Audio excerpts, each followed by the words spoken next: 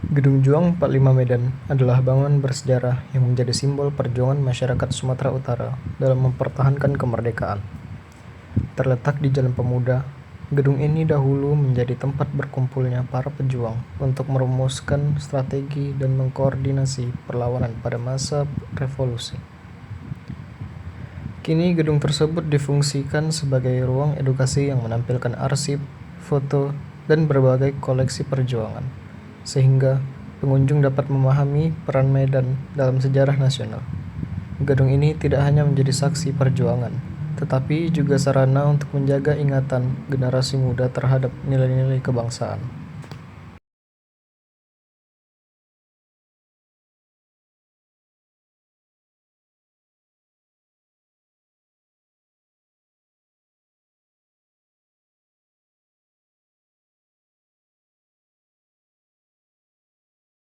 Halo teman-teman semuanya, bagaimana kabar kalian? Semoga selalu diberikan kesehatan. Nah, di sini kami sudah berada di Museum Uang Sumut yang terletak pada Gedung Juang 45. Nah, di sini kami ingin meneliti koleksi uang kuno yang ada di museum ini. Ingin tahu kelanjutannya? Nah, sebelum kami lanjutkan, izinkanlah kami perkenalkan diri terlebih dahulu. Perkenalkan, nama saya Muhammad Fauzi Damadik dan rekan saya di sebelah saya. Saya Nirina Rifata Pogolon. Saya Mas Diana Safri Sinaga. Saya Raja Panutan Sumangso. Untuk kelanjutannya, saksikan terus. Baik teman-teman, di sini kita sudah berada di dalam Museum Uang Sumatera Utara. Nah, di sini kita akan menjelaskan tentang kondisi fisik koleksi uang koin yang ada di sini. Teman-teman bisa lihat dari sini.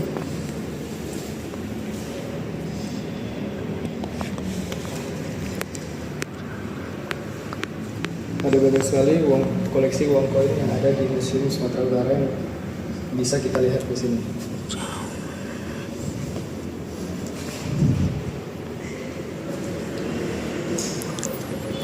Nah, kita di sini akan meneliti salah satu uang koin, yaitu uang Kebon Asahan. Bisa dilihat di sini gambarnya.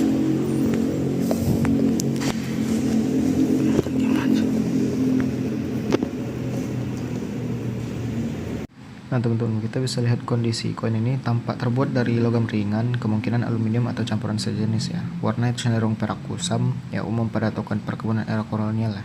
Bentuknya bulat seperti koin, terus dia tipis ya. Ukurannya tuh sama lah kayak 500 rupiah lama.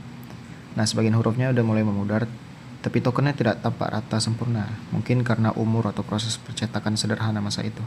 Terus ada sedikit goresan dan bekas penggunaan di koin tersebut. Lalu di pinggiran koin tersebut ada tulisan ATSM dan ada huruf Tionghoa di tengah-tengahnya. Nah, itu adalah bentukan depannya. Jika teman-teman ingin melihat bentukan belakangnya, di sini bisa kita lihat.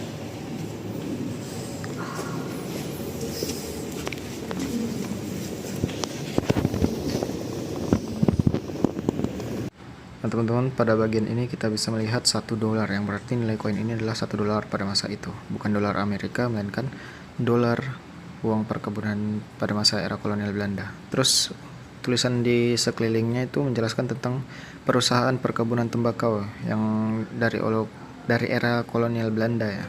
Terus dia menggunakan huruf Latin dan fungsinya sebagai alat bayar di perkebunan. Nah, jika kita bandingkan dengan uang Kebon Asahan, itu cukup berbeda dari pembuatannya. Nah, teman-teman bisa lihat gambarnya di sini.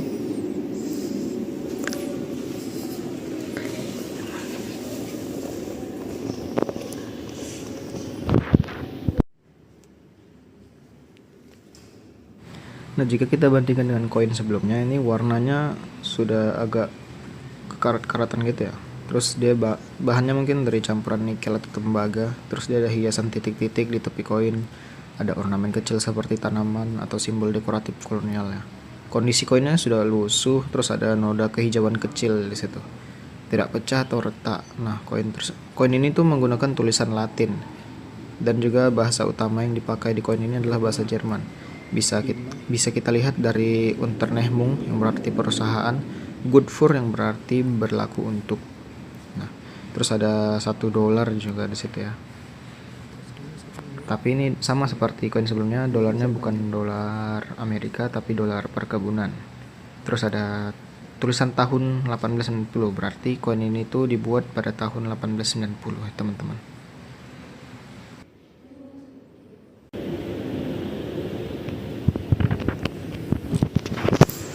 Nah, itu adalah gambaran depan koin. Nah, kita bisa lihat gambaran belakang koinnya.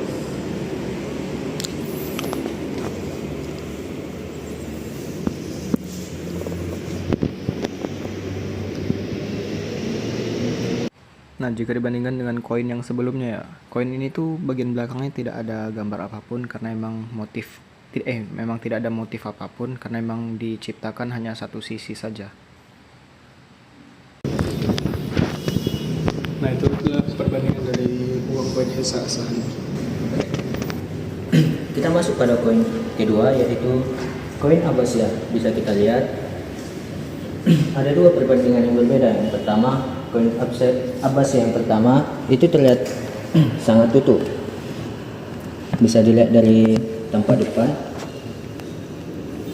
Koin tersebut kemungkinan adalah dirham perak, salah satu jenis mata uang yang paling banyak diproduksi pada era Abbasiyah.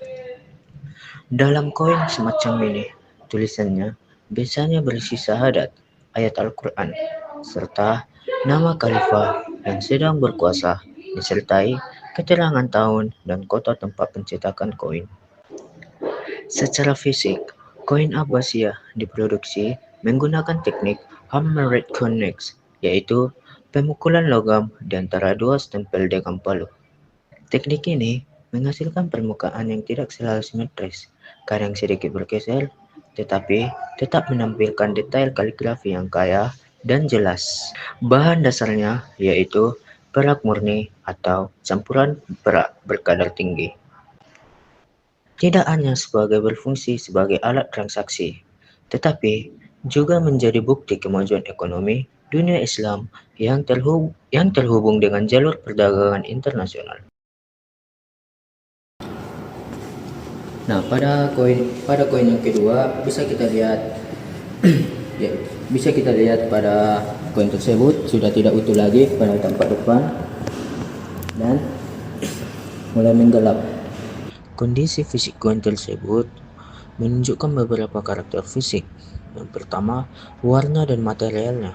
Yang berwarna gelap kehitaman, khas koin tersebut tembaga atau perunggu. Permukaannya tampak kusam dan tidak berkilau, menandakan oksidasi tembaga yang sudah berusia sangat lama. Bentuknya yaitu berbentuk bulat tetapi tidak sempurna. Salah satu sisi koin terlihat pecah atau terpotong, yang umumnya terjadi pada koin kuno yang pernah dipakai secara intensif. Ukurannya terlihat kecil medium. Permukaan pada koin tersebut tampak tidak rata, menunjukkan proses cetak manual atau ditempa dengan palu. Tepi koin tersebut tidaklah halus, menunjukkan metode minting tradisional. Tulisan yang ada pada koin Abbasiyah yaitu huruf Arab kufik dengan gaya tulisan yaitu gaya tulisan kotak, tebal dan sederhana. Tulisan sudah sangat gabur sehingga tidak bisa dibaca secara spesifik, tetapi pola garis horizontal dan vertikal masih tampak jelas. Isi tulisan umumnya pada koin Abbasiyah tertulis syahadat, nama khalifah, tahun hijriah dan kota pencetakan. Pada koin tersebut hanya terlihat garis-garis tulisan kufik saja tanpa huruf yang utuh, menandakan kehausan berat. Gambar yang ada pada koin tersebut tidak menggunakan gambar wajah manusia ataupun hewan.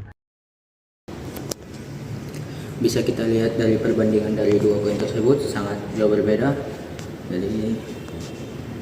Baik, di sini saya akan menjelaskan tentang koin batu bara abad ke-18. Dari ciri fisik, koin ini berbentuk bulat, permukaannya agak kasar dan warnanya kehitaman yang menandakan koin ini sudah lama tidak digunakan.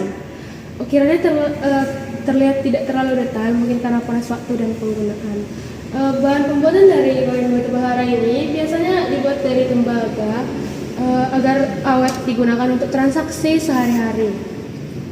Bentuk dan ukuran koin ini relatif kecil, bentuknya bulat, tapi tidak sempurna, melainkan kadang agak pipih atau bengkok di beberapa sisi karena teknik pembuatannya. Gambar pada koin ini tidak menampilkan lambang kerajaan secara visual, melainkan mereka memakai tulisan Arab sebagai simbol kekuasaan. Umumnya terdapat nama penguasa lokal, daerah, atau tahun cetak dengan aksara Arab, meskipun seringkali sudah sulit terbaca pada koin tua. Teknik pembuatannya ini menggunakan proses tuang, logam dilelehkan lalu dicetak dan diberi ukiran atau tulisan pada koin tersebut. Untuk nilai historisnya, koin batu bara di abad 18 Masehi ini sangat penting pada masanya karena jadi alat tukar utama dalam kehidupan sehari-hari pada masyarakat setempat. Koin ini dipakai untuk transaksi di pasar, membayar jasa, sampai penanda kekuasaan dan eksistensi sebuah kerajaan atau pemerintahan lokal. Tanpa koin tersebut, perdagangan bakal lebih sulit dan sistem ekonomi nggak berjalan dengan lancar. Koin ini juga berfungsi sebagai simbol identitas daerah sekaligus menunjukkan pengaruh budaya Islam lewat tulisan Arab di permukaan koin tersebut. Buat kerajaan batu bara, pengeluaran koin sendiri artinya mereka punya kedaulatan dan jaringan dagang yang aktif. Karena itu koin ini bukan cuma benda ekonomi, tetapi juga lambang sejarah, budaya, dan kekuasaan yang menunjang aktivitas sosial masyarakat pada saat itu. Terima kasih. Selanjutnya kita masuk ke koin yang keempat, yaitu koin Netherlands Indie. Bisa kita lihat di sini. Nah, di perbandingan yang pertama kita bisa lihat di koin yang pertama itu bentuknya masih terbilang utuh, gambarnya masih terlihat dan ada bolong di tengahnya. Nah, uang logam ini dikeluarkan pada masa Hindia Belanda dengan pecahan yang umum seperti 1 sen atau 2,5 sen atau benggol. Nah, 2,5 sen ini disebut juga benggol. Koin ini terbuat dari tembaga dengan berat sekitar 12,5 gram. Dan 1 sen ini, koin ini juga memiliki variasi, termasuk yang memiliki lubang atau disebut juga bolong. Beberapa koin 1 sen tahun 1945 ditandai dengan huruf P atau D. Nah, harga koin ini sangat bervariasi di pasaran tergantung kondisi, kelangkaan, dan penjualnya. Terima kasih. Koin Netherlands Indie atau koin 2,5 sen yang dicetak terakhir kali pada masa penjajahan Belanda di Hindia Belanda. Koin ini merupakan bagian dari seri mata uang Netherlands Indie atau Hindia Belanda.